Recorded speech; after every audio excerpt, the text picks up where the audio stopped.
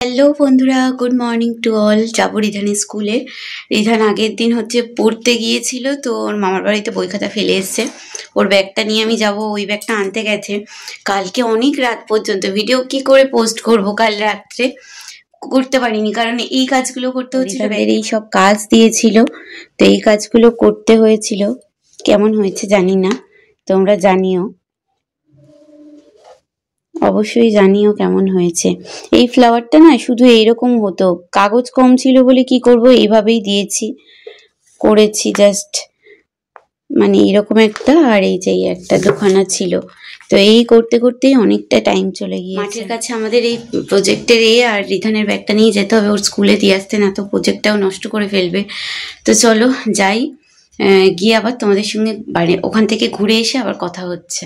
তো দেখো বন্ধুরা, চলে এসেছি বাড়িতে। আর ফেরার সময় কিন্তু রুটি এনেছিলাম, তো দুখানা রুটি এখানে নিয়ে এসেছিলাম, সেগুলোকে দেখো ভালোভাবে সেঁকে নিচ্ছি। সেঁকে নেওয়ার পর দেখো এর মধ্যে একটা রুটির মধ্যে বাটার দিয়ে নেবো, আর একটা রুটি কিন্তু ডিম দিয়ে ভালোভাবে ভেজে নিয়েছিলাম। আর তার সঙ্গে ছিল কলা। এটাই আজকে সকালের ব্রেকফাস্ট। শুভ দুপুর বন্ধুরা, স্নান টান করে একেবারে ছাদে চলে আসলাম। আজকে কিন্তু প্রচুর জামা কাপড় আমি ধুয়ে কেচে মেলে দিয়েছিলাম, আর অনেকটা সকাল সকালে এই কাজগুলো করে নিয়েছিলাম। আর এতটা তাড়াতাড়ি করেছি যে এইগুলো কিন্তু আর ভিডিও করে তোমাদের সঙ্গে শেয়ার করতে পারিনি। তো দেখো যতটা পেরেছি ভিডিও করে দেখানোর চেষ্টা করেছি।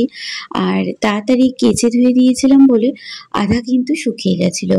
তো কিছু কিছু জামা কাপড় দেখো আমি চেক করছিলাম যে ভিজে আছে বলে, তো সেগুলো রেখে দিয়েছিলাম। যেগুলো একদম শুকনো জামা কাপড় সেগুলো প্রথমে তুলে নিচ্ছিলাম।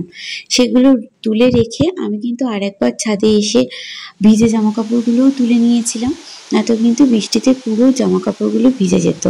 তো তারপরেই দেখছি যে দেখো কি জোরে জোরে বৃষ্টিটা হচ্ছে।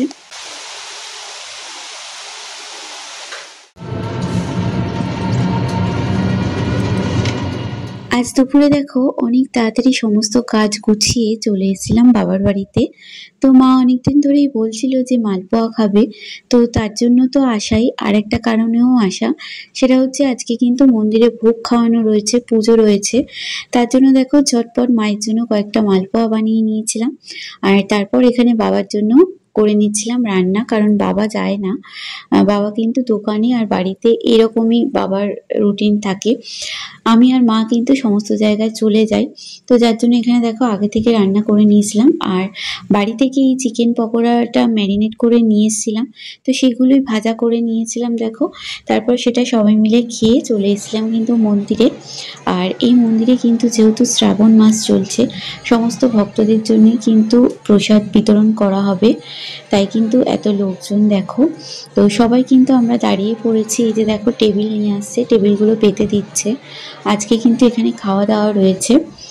যে কোনো ধরনের পুজো হলে বা কারোর মানত পূরণ হলে এখানে কিন্তু খাওয়া দাওয়ার ব্যবস্থা করা হয়। আর সমস্ত রাস্তার যারা লোকজন আছে তাদেরকেও কিন্তু খাওয়ানো হয়। কেউ যদি দাঁড়িয়ে ভোগ খেতে চায় তাদেরও কিন্তু ভোগ দেওয়া হয়। আর এখানে কিন্তু একটা পাড়া বা দুটো পাড়ার লোকজন কিন্তু ভোগ খায় না, গোটা 3-4টে পাড়ার লোকজন মিলে কিন্তু এই ভোগ খায় বা খাওয়ানো হয় এখানে।